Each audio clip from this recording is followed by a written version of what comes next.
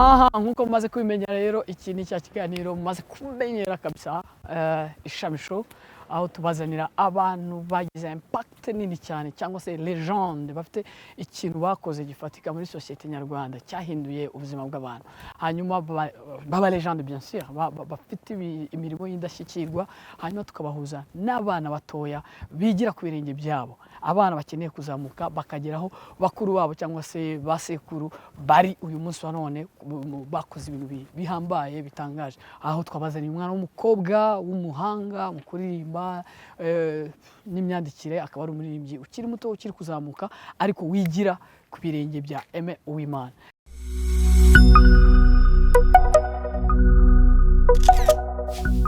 Rachel, yes, tugaye ikaze mu kiganiro Ishami.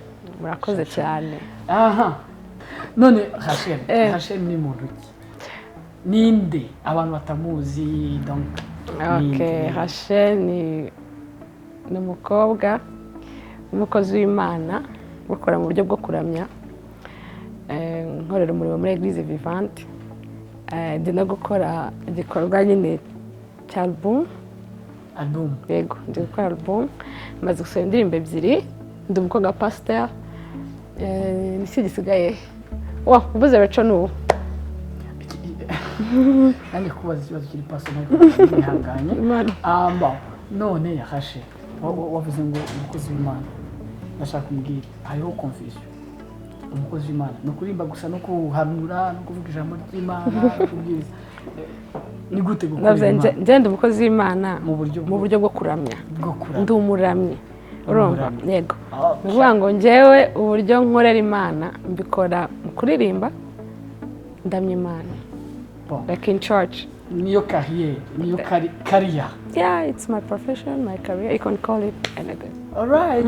Hanyuma Rachel, watangiye kumenya gute ko ariyo mpano cyangwa se muhamagaro calling nkuko abakristo tubivuga bivugwa watangiye kubibona gute ko ariyo nzira ugomba gukurikira? Bonye ryari? Bonye ubusanzwe natangiye ndirimba muri Sunday school. All right.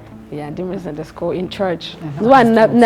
Namenye ubwenge muri church, nakuriye muri church, ariko ntibivuze ko nahamagawe. Hari igihe nyine nanjye byanzeho gutya. That was, yeah, kuko n'undi nagezo mbivamo njya mu kubyina, mbivamo ndicara, like ntanongera gufatisha nyine in church. Nyuma 20 uravuze wabivuyemo wavuye mu biki mu kuririmba? Ubona vaye mu kuririmba njya muri drama team. Ariko byose muri church. Yeah. Byose byari kuramya still. Yeah, but still bitari deep nk'ubu. Yeah. Nyine warabi ubona nyine mu macuwa ya mavuta ya onction cyangwa se yego najya urabisi. Yego. Right. Hanyuma rero Rachel mu kuramya kwawe wagarutse ku kintu cyo kuri gukora album so far. How many songs do you have? So far? Yeah. Give me so far. Yeah. I only have 2 songs out. Indirimbo ebyiri ziri hanze gusa. Ariko ndi gukora album. Zifite audio na clip cyangwa se audio gusa na clip vuba. Na vuba. All right. Ariko gukora kuri album yawe. Album yawe izaba yitwa gute? Izaba yitwa Imirimo y'amaboko yawe. Imirimo. Bon, indirimbo cyane nkunda kuri album yose. Ikindi indirimbo ifite nkunda amagambo yayo. Like imirimo y'amaboko ye iratangaje. Like nyine njyewe nahisemo kwitirira album because I just love the song and I love the words kandi nizera ko hari abantu benshi nzakoraho. All right. Hanyuma tubwire rero how do you get inspiration? Uba inspiré n'iki gute ryari sindi kuri kumva ikibazo. Hari abantu babona inspiration bareba hari abazibona basinziriye. Okay. Kuvuga mu kwandika. Hari abazibona bari gusoma Bible, hari abazibona mu buzima busanzwe baganiriye n'abandi, bumvise musique, basomye ibitabo. Wowe ni gute? Uba inspiré gute? Akanjye wonde cyane mba inspired cyane ndi kumva music. Nk'iyo ndi kureba indirimbo cyangwa numva indirimbo nkayikunda, ima inspiration. Nkumva I can do a song, such a song. None byagera mu kwandika niyambaza mama cyane. Because ni umwanditsi. Oh. Yeah.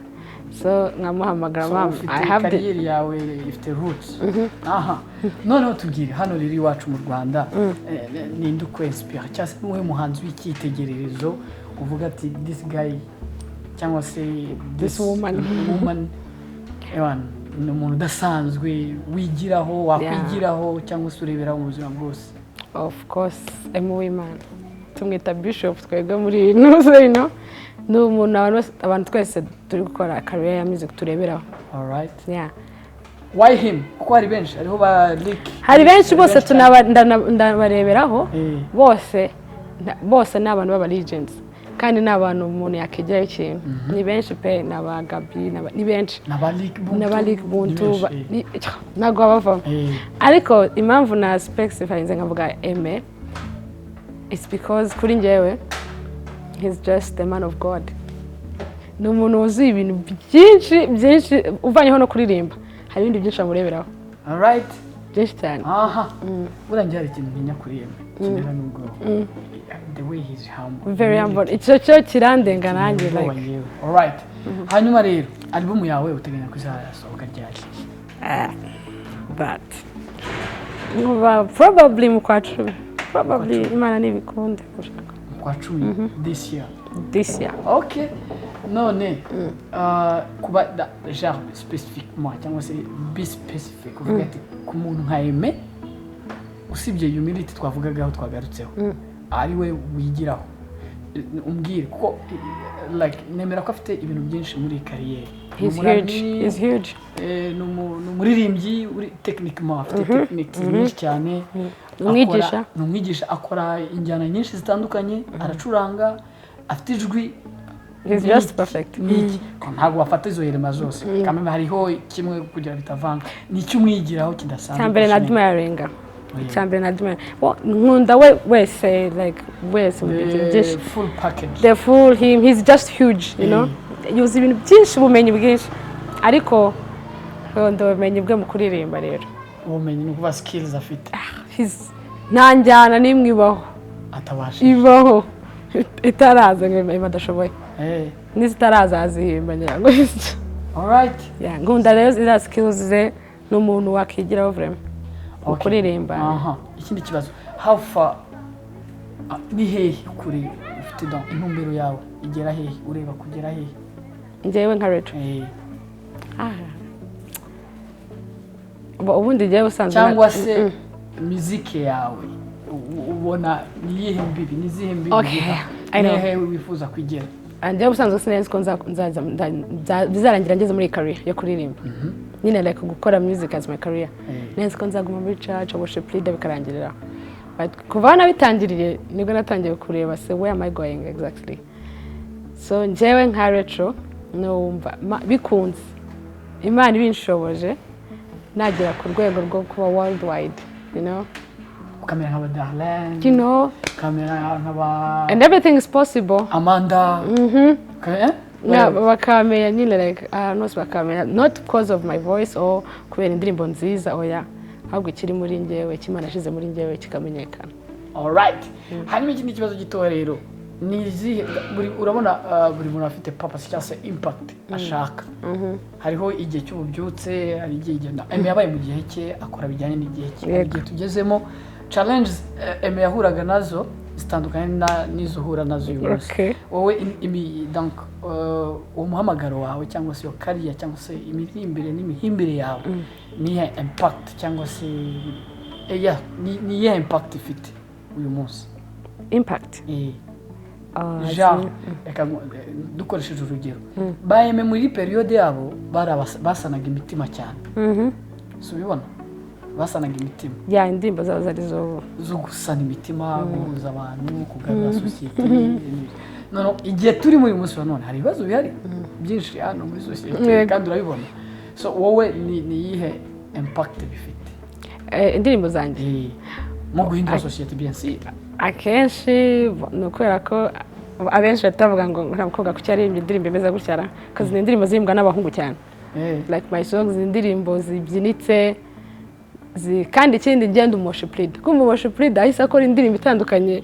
n'ibyo aririmba biri somehow unique because ndiba ndumuramye nkaba ndirimba indirimbo z'abi Nigeria n'amazuke so it's something Afrobeat nyine ibyo ndi gukora cyane because ndashaka njyewe wo muri church nandukane gatoya nanjye uri muri yego wowe solo so the impact nuko abantu bazumva zikabaryohera uretse kuvuga ko ziryoshya amajwi no kuba zibyinitse n'amagambo wamenye ryari Aime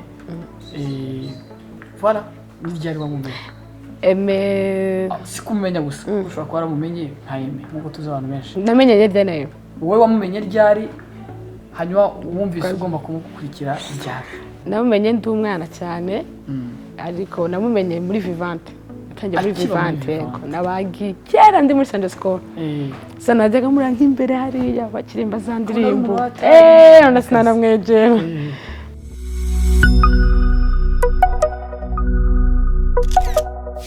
indirimbo yawe mukunda ni nyinshi oya turabizi ko afite nyinshi cyane just pick one song ngondora urakwiriye gushima urakwiriye gushima aha something give us something urakwiriye gushimwa mwami w'igitangaza izina ryawe rishirwe hejuru urakwiriye gushimwa mwami w'igitangaza izina ryawe ryamamare hose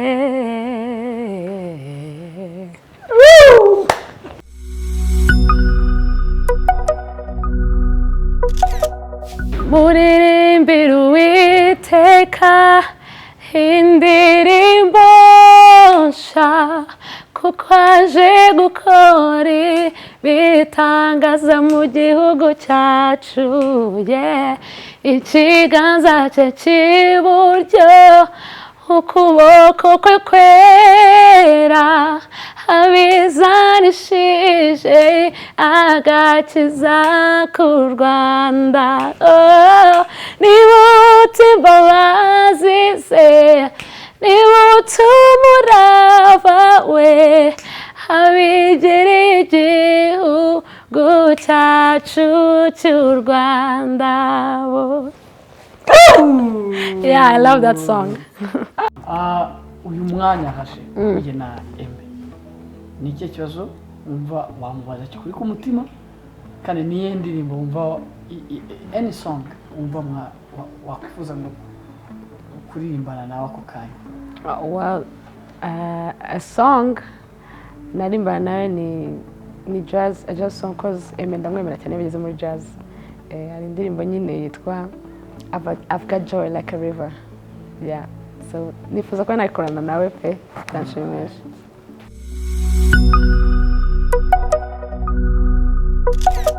nitwa Aime Uwimana nkaba ndi umugabo wubatse mfite umugore umwe n'abana babiri nkaba nkijijwe nkaba ndi umuhanzi